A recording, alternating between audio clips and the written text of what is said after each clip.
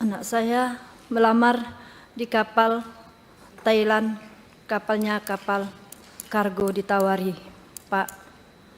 Tiba-tiba sampai ke Thailand, diinapi di hotel, menunggu di sana. Anak saya bertanya, kok kita nggak naik-naik cab?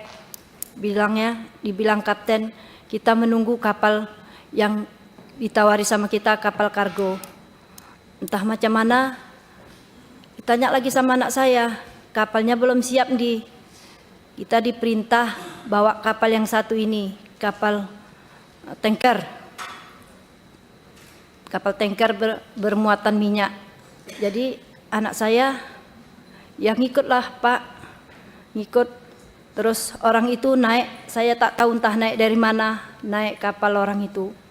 Kira-kira ada entah 3 hari, saya dengar anak saya tertangkap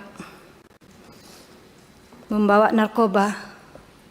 Makanya kami sebagai orang tua, kami terkejut, Pak. Kok bisa dia bawa narkoba? Kapalnya kok bisa jadi kapal tanker? Dijanjikan kapalnya kapal kargo. Di kontrak kerjanya pun kapal kargo.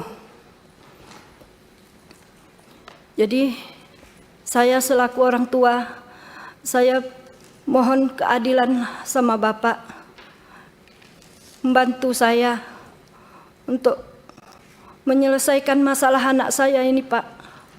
Saya mohon, Pak, karena saya tanya anak saya, dia tidak mengetahui barang itu, Pak. Saya tanya, jadi tahunya dari mana? Setelah penangkapan, Mak, barulah tahu saya itu bawahnya itu narkoba. Jadi apa kamu nggak bertanya? Saya tanya, waktu barang itu masuk, disuruh kapten kami mengangkat. Begitu saya angkat, saya udah nggak enak. Saya bilang sama kawan, ya kok ini barangnya, tapi kita mau bawa minyak. Kalian nggak curiga? Kenapa ini tak betul lagi? Masa kapalnya bawa ini kotak-kotak, ini tak betul lagi. Mana tahu ini isinya bom. Itu anak saya bilang, Pak. Jadi kata kawan-kawannya. Dan itu dalam persidangan, ucapan dari anak ibu diakui oleh si kapten dalam persidangan, iya, bahwa Pak, memang si anak ini terkonfirmasi ya, Pak. Ya, ditanya di sidang, si kapten maupun ada wakilnya Pak Tambunan mengakui memang si anak ini bertanya ini apa. Oke. Gitu. Tapi di persidangan si kaptennya tiba-tiba ngaku bahwa isinya dia taunya emas dan uang. Iya. Jadi bagaimana mungkin 4 triliun, ya 4 triliun, dia nggak tahu, dia dipercaya oleh si kapten, oleh si pemilik kapal, 4 triliun nilainya. Mungkin masih ada, silakan.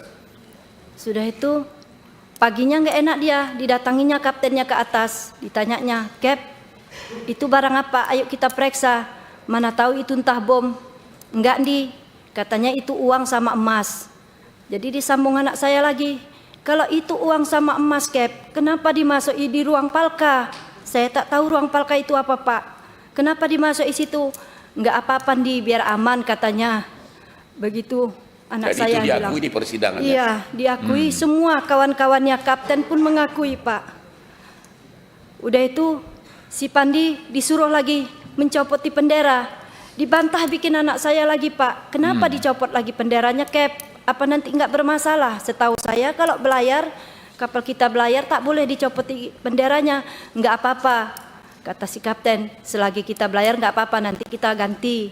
Benderanya udah jelek, dibilangnya gitu.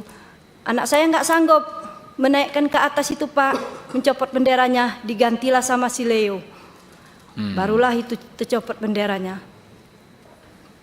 Itulah terus, Pak, nggak lama kami dapat informasi tertangkaplah kapalnya. Begitulah cerita anak saya.